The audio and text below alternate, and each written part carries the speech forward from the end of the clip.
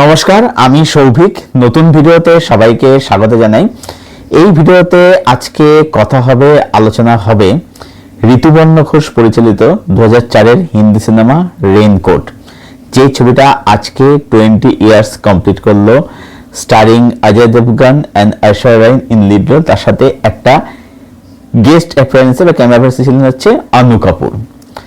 তো রেইনকোট এই সিনেমাটা ও হেনরির লেখা বিশ্ববিখ্যাত classic short story gift of the ম্যাজাই অবলম্বনে নির্মিত, যেটা আমাদের ঋতুপর্ণ ঘোষ বা নিজের কিছু ইনপুট আইডিয়াস দিয়ে ছবিটাকে তিনি নির্মাণ করেছিলেন। সত্যি কথা বলতে রেইনকোট এই ছবিটার কথা তো আমরা বলতে গেলে এক প্রকার ভুলেই গেছি। এই ছবিটাকে নিয়ে আমি সোশ্যাল মিডিয়াতে কোথাও কোনো লেখা কিছু দেখি না, এবং আমি জানি না যে আমাদের মুভি রিভিউ কমিউনিটির মধ্যে এই ছবিটাকে আলাদা করে কেউ কথা বলেছে কিনা, অন্তত আমি নিজে তো দেখিনি। তো ছবিটা কোথাও গিয়ে একটা খুবই আন্ডাররেটেড সিনেমা হয়ে থেকে গেছে আমাদের কাছে। তাই ভাবলাম যে এই ছবিটা যখন 20 ইয়ার্স কমপ্লিট হচ্ছে, ছবিটা নিয়ে কথা বলা যায়, ছবিটাকে সেলিব্রেট করা যাক। এই ছবিটা আমার কাছে এটা একটা underrated gem. Gift of the Magi গল্পটা ইটসেলফ একটা অসাধারণ গল্প, ভীষণ সুইট, ভীষণ ইমোশনাল একটা গল্প। এবং এই ছবিটা দেখতে গিয়ে আমি যেটা ফিল করেছি যে একটা গল্প কিভাবে সুন্দরভাবে নিজের কালচারের মধ্যে কিভাবে অ্যাডাপ্ট করতে হয়। আচ্ছা, এখানে বলে রাখি যে এই ছবিটা কিন্তু প্রডিউস করেছিল SVF। এটা আমার জানা ছিল না, তো আমি ছবিটা দেখতে গিয়ে জানলাম। ছবিটা ইউটিউবে অ্যাভেলেবেল আছে, ফ্রিতে রয়েছে, দেখতে পারো। তো এই ছবিটার মধ্যে ছবিটা প্রথম দিকটা আর কি, বন্ধুর সঙ্গে যে মোমেন্টগুলো আছে সেগুলো দেখতে ভালো লাগছে, সেখানে বিল্ড আপ আছে। কিন্তু এই ছবিটার মধ্যে আসল গল্পটা শুরু হয় যখন অজয় দেবগন যখন ঐশ্বরিয়া রায় যাচ্ছে, যেখানে সে থাকে আর কি, নির্জা বা নীলু আর কি, সেখানে যখন যাচ্ছে, তারপর থেকে ছবিটা শুরু হচ্ছে যখন আর কি, ওখান থেকে আসল যে গল্পটা শুরু হচ্ছে, সেটার মধ্যে একটা সুন্দর, শান্ত, স্নিগ্ধ একটা মনের একটা ব্যাপার থাকে। সেখানে তাদের মধ্যে যে মোমেন্টগুলো রয়েছে, তারা যে কনভারসেশনগুলো করছে, তারা যে কথোপকথন করছে, সেটার মধ্যে একটা শান্ত স্নিগ্ধ ব্যাপার রয়েছে। সেটার মধ্যে কিন্তু কোনো তামঝাম কিচ্ছু না, খুবই সাধারণ নর্মাল ক্যাজুয়াল কনভারসেশন তারা করছে, কিন্তু যে মোমেন্টগুলোকে এত সুন্দর করে ডিজাইন করা হয়েছে। এবং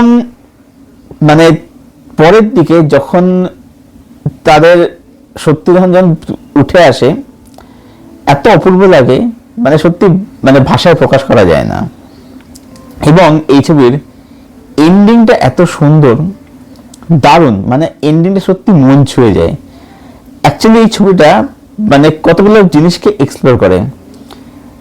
এক হচ্ছে যে ঐশ্বরিয়ার তো অন্য জায়গায় বিয়ে হয়ে গেছে, সে অন্যজনের ওয়াইফ, কিন্তু বিয়ের পরেও কি তাদের মধ্যে ভালোবাসা আগের মধ্যে রয়ে গেছে? তারা কি তাদের নিজের লাইফে মুভ অন কি করতে পেরেছে? এবং যে থিমটা আমার কাছে সব থেকে ভালো লাগলো সেটা হচ্ছে যে সময় বা অতীত কখনো কিন্তু হারিয়ে যায় না। একটা ঘটনা, একটা কোনো মোমেন্ট আমরা বর্তমানে দেখতে পাচ্ছি, এবারে আমরা দেখতে পাচ্ছি যে পাস্টে যখন তাদের মধ্যে সম্পর্ক ছিল মান্নু আর নীলুর মধ্যে, তখন আমরা দেখছি কি যে সেই ঘটনাটার ইম্প্যাক্ট তখন কিরকম ছিল। এই যে দুটো একই ঘটনা, কিন্তু দুটো যে সময়কাল, এটার মধ্যে দিয়ে বোঝা যাচ্ছে, আমরা বুঝতে পারছি যে এই চরিত্রগুলো সময়ের সাথে সাথে কতটা তারা পরিবর্তন হয়েছে। তো এই যে থিমগুলোকে এক্সপ্লোর করা হয় ছবির মধ্যে, বিউটিফুল লাগে দেখতে। এবং ছবির মধ্যে একটা ছোট্ট পোর্শনে অনু কাপুর আসে, এবং যতক্ষণ তিনি স্ক্রিনে থাকেন, তার এবং অজয় দেবগনের মধ্যে যে কনভারসেশন গুলো হয়, যখন সেখানে সবকিছু রিভিল হয় ঐশ্বরিয়ার বিষয়ে, তখন মানে আমরা ভাবি যে ভাবা এরকম হলো, এরকম পরিণতি হলো, আমরা সত্যি ভাবতে থাকি আর কি। এবং এই যে আমরা বলি না যে মানে যে একটা ফিল করা বা মানে কি বলবো যে যে বিয়ে হয়ে গেছে তাও একটা যে কিউরিওসিটি, এই ব্যাপারগুলো এগুলো সুন্দর করে এক্সপ্লোর করা হয়েছে, সেটা দারুণভাবে মানে ছবির মধ্যে উঠে আসে। এবং যেটা আমরা বুঝতে পারি কোথাও গিয়ে যে মানে এদের হয়তো মানে রাস্তাটা তো আলাদা হয়ে গেছে কোথাও গিয়ে, কিন্তু বলে না যে একটা ভালোবাসাটা হয়তো নেই, কিন্তু কোথাও গিয়ে একটা ভালো লাগা বা ভালো চাওয়াটা কিন্তু কোথাও রয়ে গেছে, এটা আমরা ফিল করি, যেটা ডিফারেন্স, যেটা মেন যেটা থিম ছিল আর কি। তো এটা মানে এক্সপ্লোর করার চেষ্টা করে আর কি, যে সত্যি মুভ অন করতে পেরেছে, এদের মধ্যে ভালোবাসা কি এখনো রয়েছে। তা আমি এখানে বলবো যে যেটা আমার দেখে মনে হলো যে মানে ভালো চাওয়াটা কোথাও রয়ে গেছে আর কি। আমি এটাকে ভালোবাসা তুই বলবো না, কিন্তু ভালো চাওয়াটা কোথাও রয়ে গেছে আর কি, যেটা গিফটের মধ্যে যেটা ছিল আর কি। তো এই কারণে ছবিটা দেখতে মানে ভীষণ সুন্দর, ভীষণ সুন্দর, একটা শান্ত মনোরম লাগে। এবং ছবিটা যখন শেষ হয় না, মনে হয় না চুপচাপ শান্তে বসে থাকি, এত সুন্দর মানে একটা অনুভূতি। এবং ছবির মধ্যে পারফরমেন্স, এই ছবির মধ্যে অজয় দেবগন, ঐশ্বরিয়া রায় কি বিউটিফুল, কি দারুণ কাজ তারা করেছিলেন এই ছবিটার মধ্যে।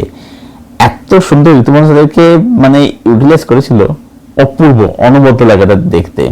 এবং ছোট্ট বয়সে অন্য কাপুর, কি সুন্দর তার অভিনয়। তো সব মিলিয়ে আমার কাছে রেইনকোট। এবং হ্যাঁ, একটা আলাদা করে বলতে চাচ্ছি যে এই ছবির মধ্যে গান এবং তার প্রয়োগ, সুবা মুদগলের গলায় মথুরা নগরপতি কাহে তুম গোকুল যাও, এই গানটাকে এত সুন্দর ইউজ করেছে। এবং গান, প্রতিটা গান তার লিরিক্স এবং গানগুলো জায়গায় প্লেস করা হচ্ছে, এত সুন্দর লাগে। ছবির আবহ সঙ্গীতের কাজ এত সুন্দর, ছবির মেকিং ভীষণ সুন্দর। মানে এই যে ঘরটাকে যে দেখাচ্ছে, যখন অজয় দেবগন সে যাবে ভেতরে গিয়ে দেখবে সবকিছু, মানে কোনো কালার গ্রেডিং কিচ্ছু, তামঝাম কিচ্ছু নেই, খুব ন্যাচারাল মেকিং, সবকিছু ন্যাচারাল রাখা হয়েছে, যেখানে আমরা ওই মোমেন্টটার সাথে বা ওই চরিত্রগুলোর সাথে আমরা কিন্তু মানে কানেক্ট করতে পারি। তো এই সব কিছু মিলিয়ে, এই সব কিছুর কারণে রেইনকোট এই ছবিটা আমার মতে এটা একটা আন্ডাররেটেড জেম।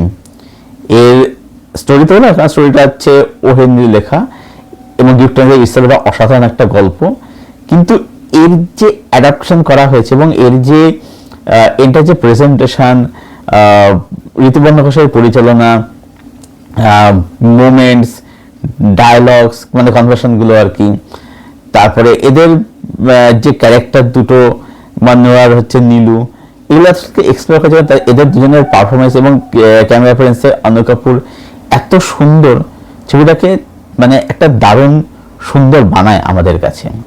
তা আমি তো বলবো রেইনকোট যারা দেখোনি তারা রেইনকোট অবশ্যই দেখো, মুগ্ধ হয়ে যাবে, মুগ্ধ হয়ে দেখলে এত সুন্দর, এত বিউটিফুল। এবার দেখার পরে না তোমাদের চুপচাপ শান্তে বসে থাকতে ইচ্ছা করবে, এত বিউটিফুল এই সিনেমাটা। তো এই ছিল আমার মতামত, আমার আলোচনা রেইনকোট ঋতুপর্ণা ঘোষ পরিচালিত সিনেমাটাকে নিয়ে।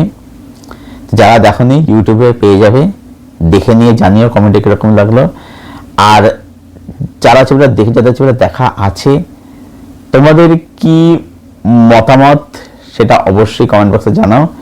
ভিডিও ভালো লাইক করো, শেয়ার করে চ্যানেলটা সাবস্ক্রাইব করে দিও, পাশের যে বেল বাটনটা আছে সেটাকে প্লিজ অন করে, যাতে এরকম রিভিউ ভিডিও আসলে তার নোটিফিকেশন সহজে শীঘ্রই পেয়ে যাবে। ভিডিও এখানে শেষ করছি, আবার দেখা হচ্ছে তোমাদের সাথে খুব শীঘ্রই নতুন কোনো একটা ভিডিওর সাথে। ততক্ষণ ভালো থেকে সুস্থ সঙ্গে জুড়ে থেকো।